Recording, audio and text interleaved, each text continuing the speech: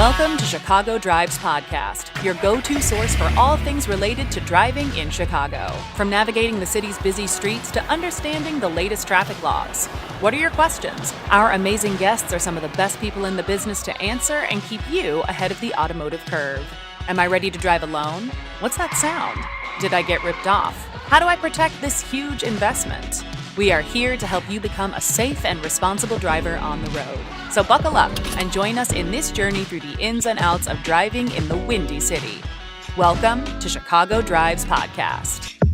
Welcome to Chicago Drives Podcast, the podcast series where we can help you become a safer and responsible driver. Today in this episode, we're going to be talking about driving tips for bad weather conditions. And today, our friends here, Frank, which is the quality control and training coordinator at Nova Driving School, is going to share with us all his experience and recommendations about how to drive in bad weather conditions. So, hi Frank, how are you? Welcome. Hello, thank you for having me.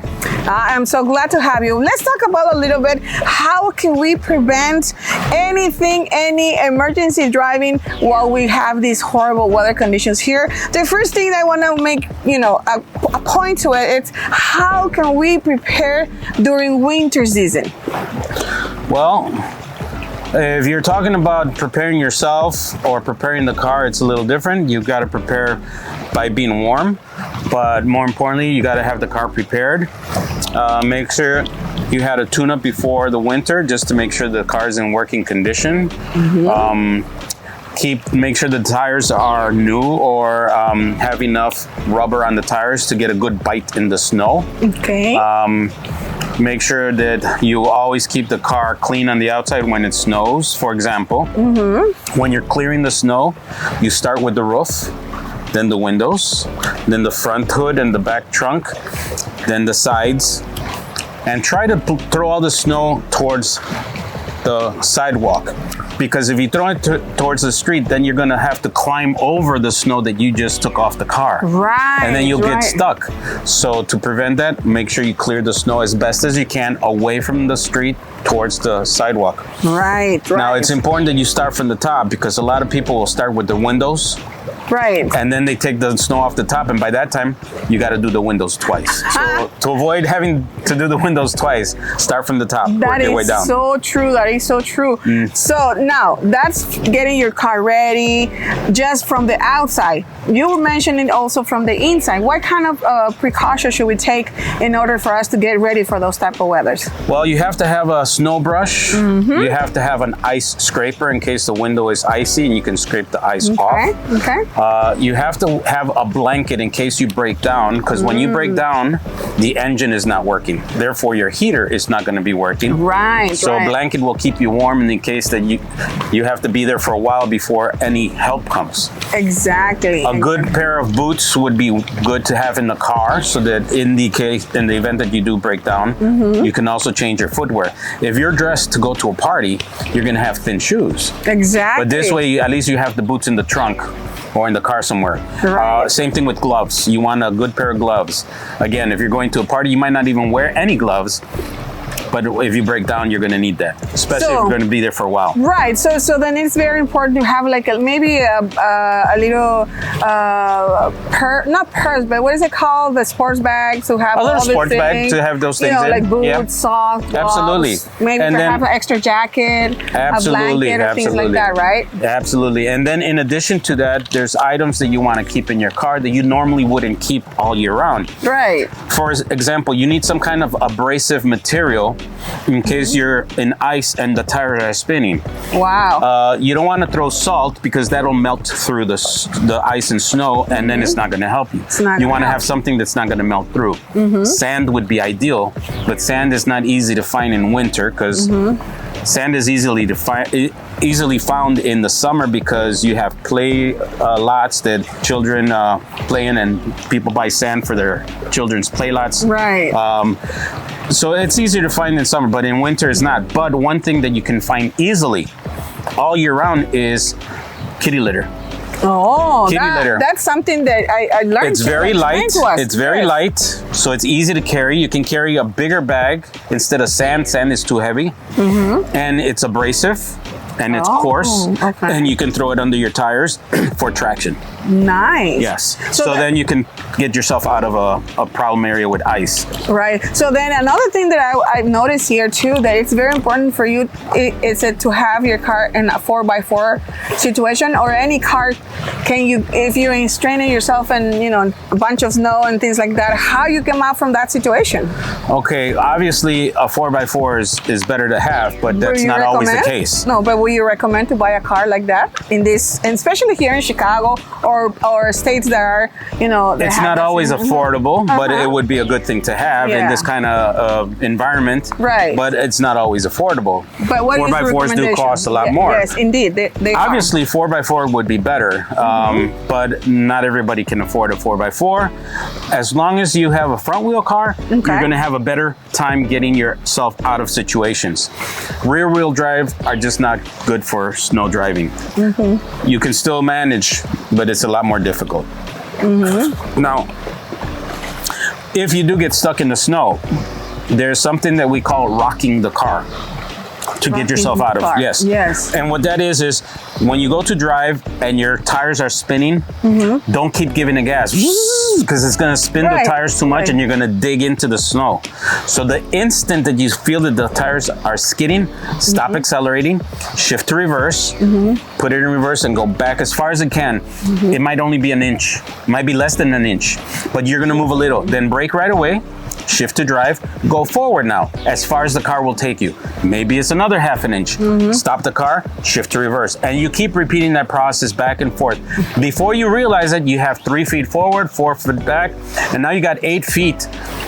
And now you have enough momentum to carry over and get you out of that situation. Okay, so that's a very good tip, Frank. Now, we talked about... One more thing on that. Yes.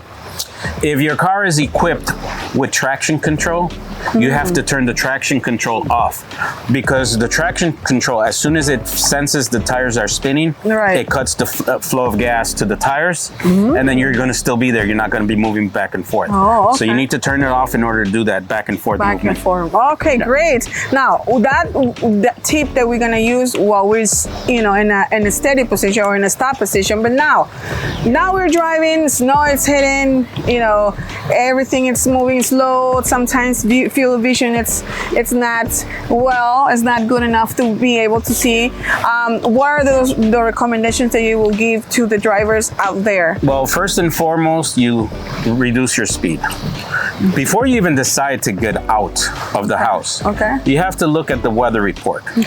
If you notice that the weather conditions are forecasted to be extreme, then stay home. Reschedule your appointment, reschedule whatever it is that you were going to do. Call ahead, let them know that the weather is too bad that you're not going to risk it. In the event that you do find that it's going to be okay, reduce your speed.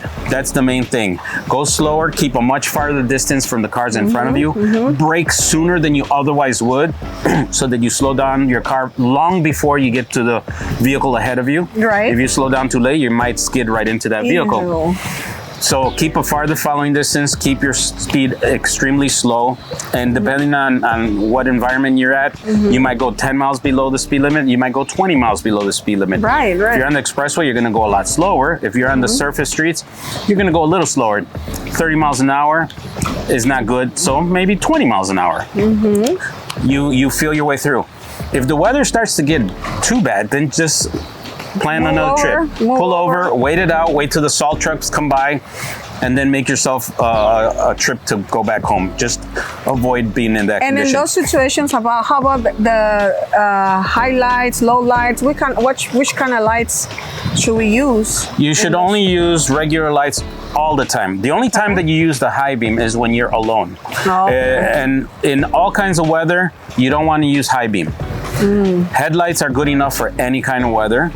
If you are in a foggy situation, then if you have fog lights, use your fog lights. If you don't have fog lights, just use your low beam headlights. But going back to the driving on the snow, this is just for driving straight and stopping. But when you're turning, you have to go at a much slower speed for your turns than you otherwise would. Normal driving speed for turns is about 5 to 10 miles per hour.